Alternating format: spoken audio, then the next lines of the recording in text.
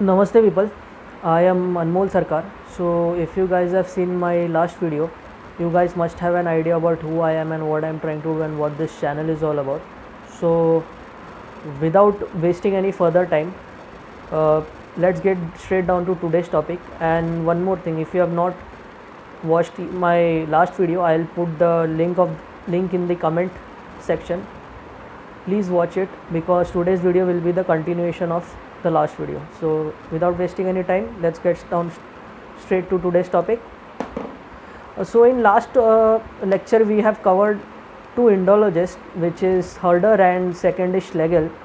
How Schlegel used his race science to distort the history and give Aryan race a superior edge above all the native cultures all over the world. Okay, now after this, after what Schlegel did, the next part is Arya becomes a race in Europe. The word Arya, which is a Sanskrit word which means noble. Arya means a person of a noble character who has noble qualities.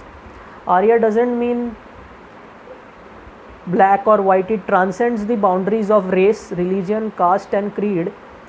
Any Muslim, any black person, any Christian can be called as Arya if that person has noble qualities with him. This is the original context in which the word Arya was used in Sanskrit in the ancient India. Now how this Schlegel distorted the word Arya and in that gave it an angle of race science and called the Indo-European natives as Aryans. Okay, so as we know that while this word Arya was known in Sanskrit literature for nobility and etc., and many a person of a noble character is known as Arya. That is what it means in Sanskrit. Now it was Max Miller, Frederick Max Miller, a leftist, very well known leftist historian, who first applied this word Arya for the family of languages. For example, he used the North Indians who spoke Hindi and he used the word Arya as a Arya for a family who spoke a certain language. That is what Max Miller did. So the first person to do this was Max Miller. Now after this, as this concept of his became famous in the race sciences area, he divorced philology and ethnology. He proposed an amicable divorce between philology and ethnology, which led to divorce between philology and ethnology, and with this led to the classification of Aryan race in Europe. Now after this, Aryans were widely used in Europe as a term for Indo-Europeans. Means those Europeans who came to India for civilizing India and had children with Indians, means the crossbreed of that children, which they call as North Indians of today, were known as Aryans. So that is not right, again, as I have said repeatedly. Now after this, the British angle, this Germans took this word Arya and Aryans to this extreme for their own good. Now British had a very different relationship with those of Aryans. Okay, now to establish the fact that they ruled over Indians and they are superior to Indians, they proposed that Arya was a family or kinship of groups which could be used to legitimize British rule over Indians. Means basically when British wanted to rule over India, they took many rich households and many people from upper caste and gave them land so that they could be used as sepoys to rule over the country for the British. Now those people who were used as sepoys were given the name of Aryans.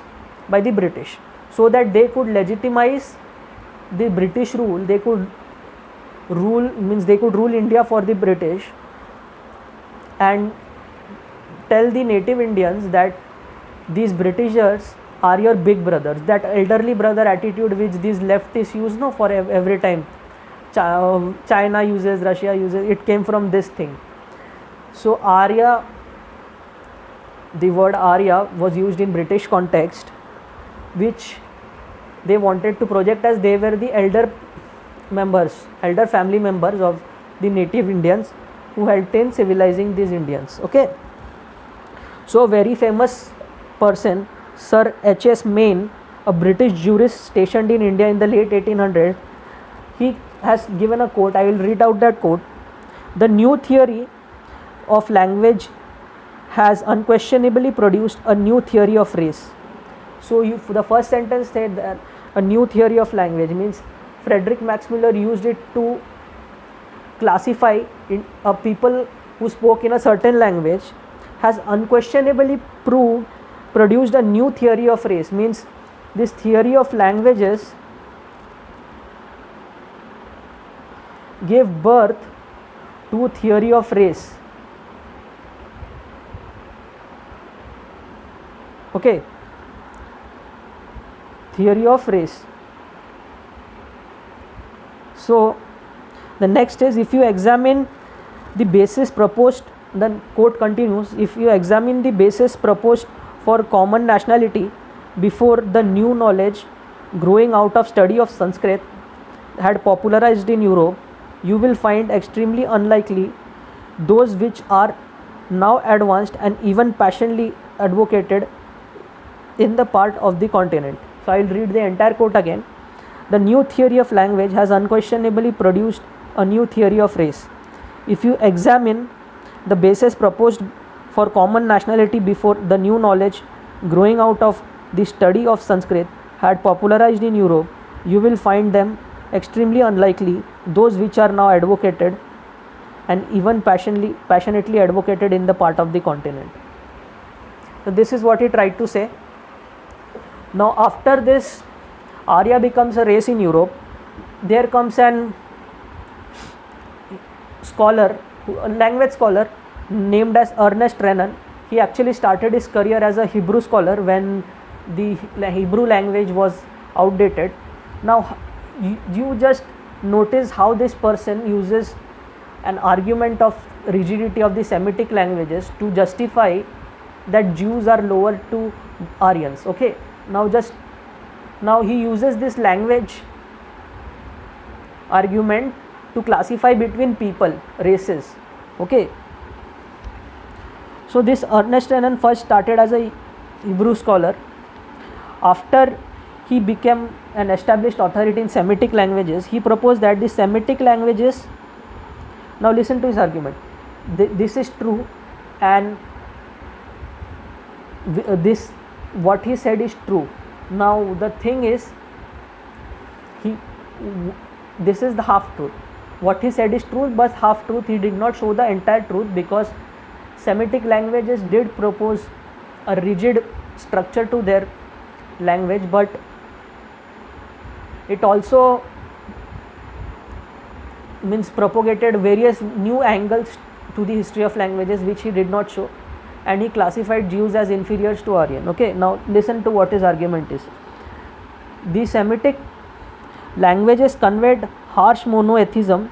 Monotheism means there is only one single God. You know the meaning of monotheism. He said that the verb of the Semitic languages were incapable of being conjugated for the tense and mood. They were unable to formulate the multiplicity, hence Semites never conceived the diversity of plurality.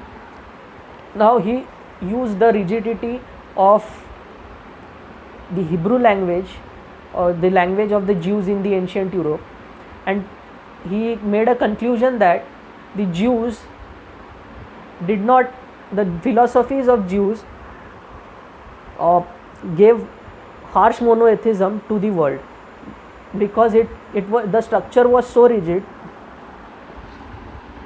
that the verbs and the tenses could not convey many emotions or many facets of nature that he wanted to say. That actually this is half truth. The truth is the philosophy of Jews does convey harsh monotheism, but there are many facets of Judaism, or the the Jew culture, which were not expressed by this person. So he used this argument of languages to conclude that Jews are inferior to Aryans. So listen to what he has to say next. So he proposed a theory that simplistic language had limited the Semite capability of rational abstraction, metaphysics and creative intellectuality. He in one line sentence he wanted to say Jews are dumber than Aryans. Jews are actually very intelligent people. They are not dumb, and they also have creativity and rational thinking. So this theory, or using just because they could not express, that doesn't mean they are not intellectual. So you cannot judge a person by his language, okay, because he has many things to say. So you cannot club philosophy and language, okay. Just because Jews are not expressive, that doesn't mean they are creative. So he twisted this thing and said that Jews are less creative, they lack rational thinking, metaphysics and intellectual activity. On the contrast, Aryan thanks to their rich grammar which they took. Now they took Sanskrit, and the grammar of Sanskrit is very rich, and the structure is also very flexible and very complex. So he used that thing to pit against, to show that Aryans, that Indo-European Germans were superior to Aryans, okay. Rich grammar and syntax, understood that dynamism and multiplicity inherent in nature. Now this guy citing Max Miller, he pointed out the plurality of natural phenomena represented in the name of Aryan gods. Behind each word root there lurked a hidden god. The difference between Semitic and Indo-European peoples is strikingly not only in language but also in religion. So he used this language to bring in the religion angle and use the language argument to say that Aryans and the Indo-European Aryans and Jews their religions were completely different, and Jews were inferior to those of Indo-European Aryans religion. So Aryan religion turns out to be an eco-European nature, and hence the multiple specialized divinities are worshipped, unlike in Judo-monotheism.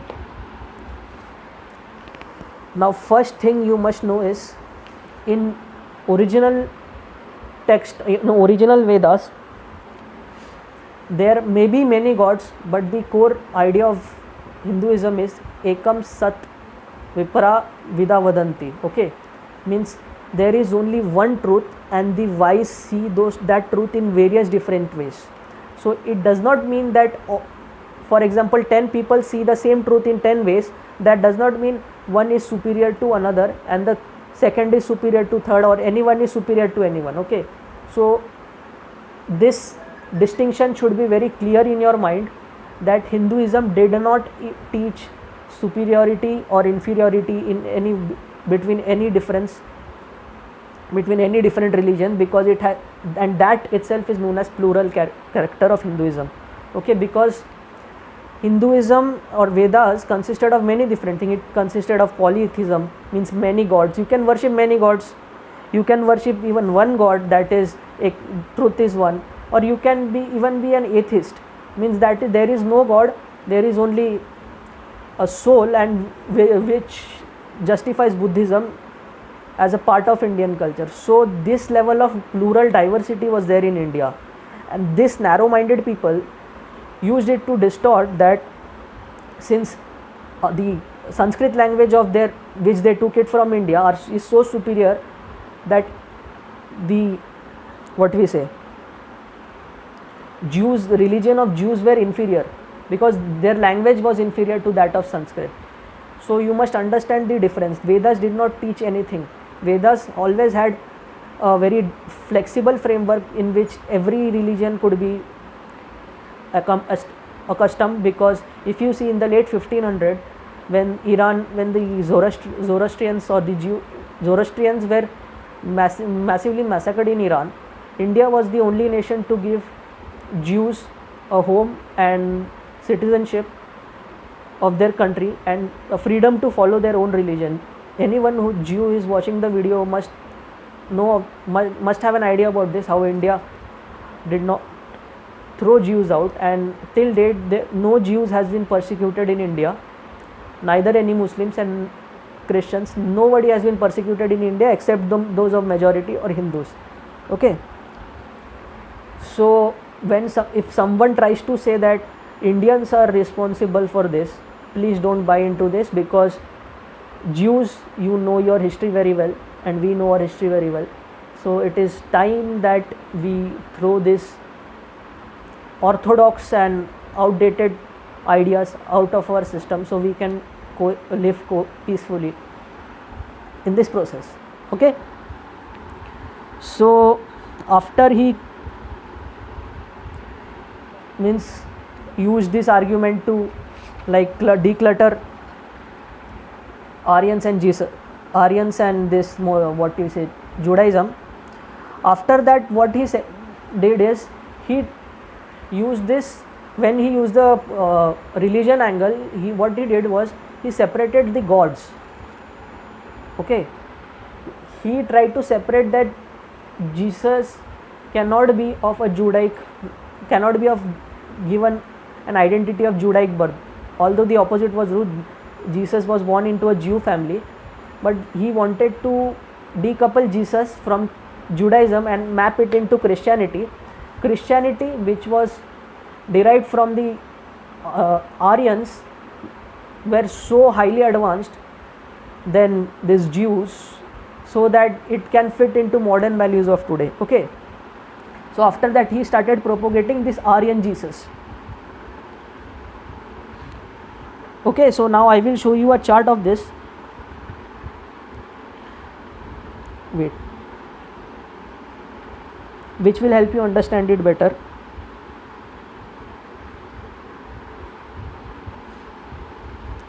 Now just look at this chart.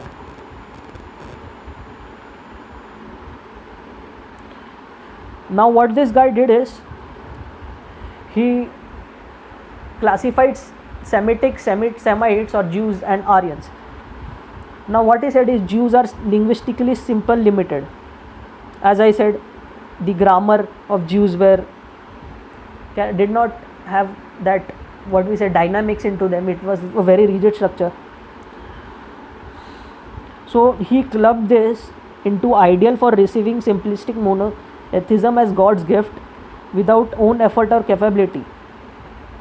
He thought that this Judaism was God's gift without being developed, without a possibility of development, and said that it is frozen in its childhood state and Judaism in Hebrew did not grow out of it. Now this ideology were succeeded by Muslims. Now you know the Muslim history. And second is Christianity. This were succeeded by Christianity as well as Muslims. You know the Muslim culture, where their value system is so rigid that they cannot even think of any reforms in their own religion. They consider the word of God as their final. So this psychology of Muslims came from this Semitic viewpoint of this Renan. The second is Christianity. It was also inherited by Christianity. Now this Christianity people, what they did, Jesus is an Aryan Christ and Christianity never wears away. Means Christianity lives forever and Jesus was an Aryan Christ. Means they decoupled Jesus from Judaic heritage. Now after that, Aryans, they propagated that Aryans became monotheistic because of this Christ came into Christianity, and that Christianized Euro-Aryans triumph. Means these Aryans who were basically inherited Sanskrit, they wanted to say Christianity came in and Christianized Euro-Aryans and gave them a more superior religion. So that was the psychology behind it. Now the second is Aryans. He told that Aryans are linguistically complex, dynamic over time, and diverse in geography, dazzling creativity lost in polytheism, and abstract metaphysical science because of their language. This Indo-Aryans, which gave rise to Pictet's additional thesis, which is Euro-Aryans colonized their fraternity brothers. Okay, means the Aryans from Germany used the languages of Sanskrit to colonize entire Europe, and Christianity helped them in that. Okay, so this was the basic idea of today's video. If you have any questions, please write in the comment below. In tomorrow's lecture, we will study more about Max Muller and how Max Muller used this work to further give birth to race sciences. So thank you for your time, friends. Have a nice day.